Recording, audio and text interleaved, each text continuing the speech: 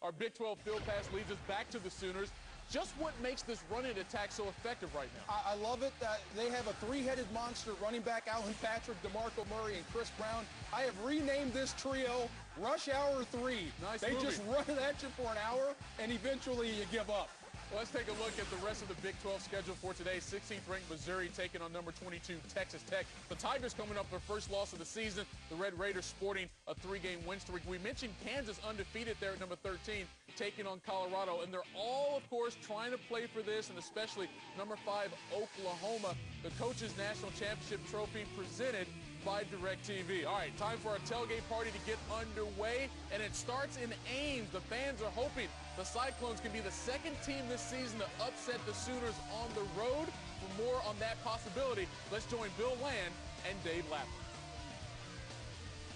Thanks, Michael. DeMarco, well, it'll certainly be a huge challenge for Iowa State here. You saw a little bit of OU in their offense, their great rushing attack, but Dave, don't forget the defense, because this is a team that can stop the run and create turnovers. Exactly. They only give up 65 yards a game on the ground, 4th best in the country. And then they make people throw the football and turn people loose. And I'll tell you what, they get great play out of Curtis Lofton at the linebacker position, middle linebacker. This kid is phenomenal. He's averaging just under 12 tackles a game, which puts him 4th best in the nation. He scored 2 of their 4 defensive touchdowns. He's a playmaker, no question about it. And then at the defensive line, another playmaker is Auston English. And you're looking at last week's numbers for these guys, but for the season, Auston English, 11.5 tackles for loss, 11th in the nation, 7.5 sacks, which puts him at number 9 in the country. He is a former 100-yard meter champion and a running back, so he's got that quick twitch. He can really get off the ball. And a bad combo for Iowa State, because the Cyclones are last in total offense in the Big 12. It'll take a lot to have them pull off a monumental upset here. We'll send it back to you, Michael. DeMarco? All right, guys. Your percentages of being successful increase dramatically as opposed to 3rd and 7 or more. The coaches here, the new staff. There is Coach McFarland, the offensive coordinator, once the head coach is Stephen F. Austin.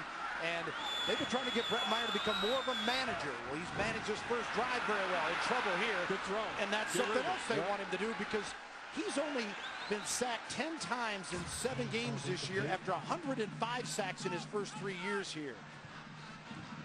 And let's go to Gene Chizik talking a little bit of how the Texas game prepared them for this game today.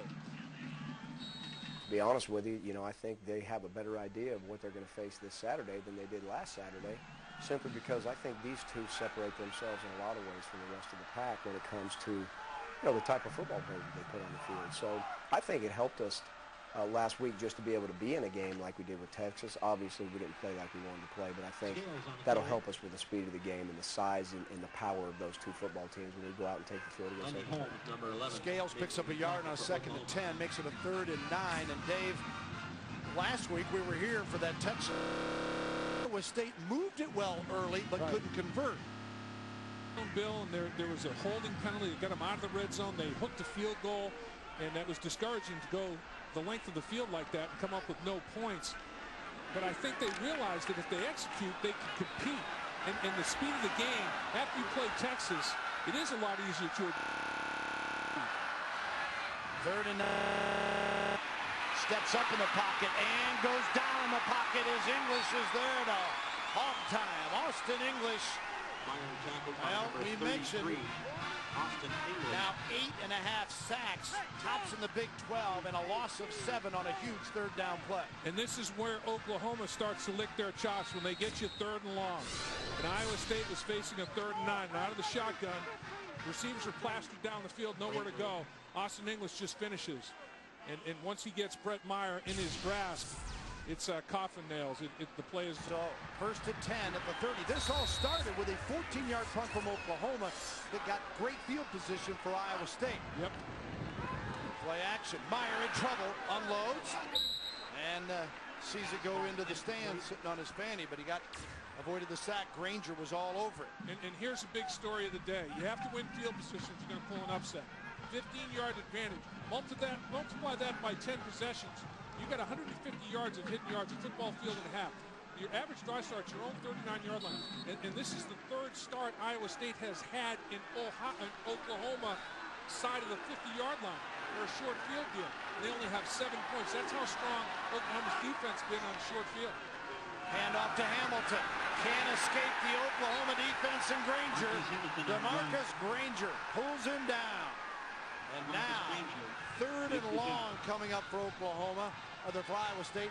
Oklahoma's defense has only allowed 222 yards total offense for Iowa State today on 52 plays. And how about Oklahoma's defense stepping up? It's 3rd and 15 now. Short field for Iowa State.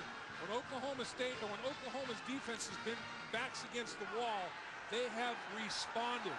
And it's a big 3rd and long for Iowa State right now.